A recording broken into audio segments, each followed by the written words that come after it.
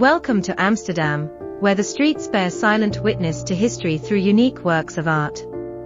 In 2018, the municipality commissioned artist Hester Oerlemans to craft 11 cast iron manhole covers as part of the Friendly Fire series. These covers, colored with pigmented epoxy, tell the haunting story of the Fokker bombing in 1943, spreading across the very bombing zone it commemorates.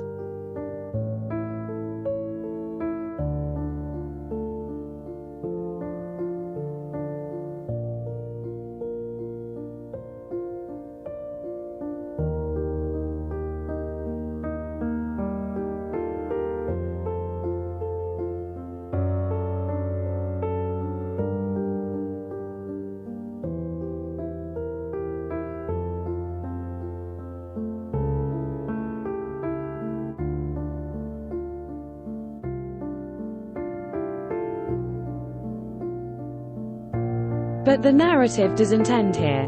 As we navigate Amsterdam's cobblestone streets, we encounter another form of commemoration, the Stolpersteine, or stumbling stones.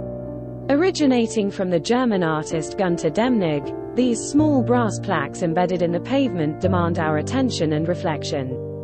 Gunter Demnig began this project in 1992, installing the first Stolpersteine in Berlin.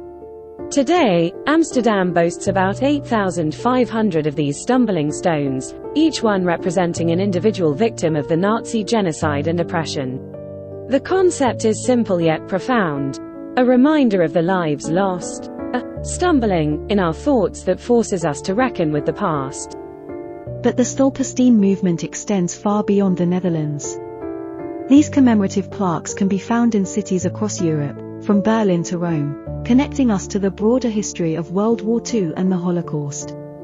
Each Stolpersteine is a personal tribute, marking the last freely chosen residence of those who faced persecution.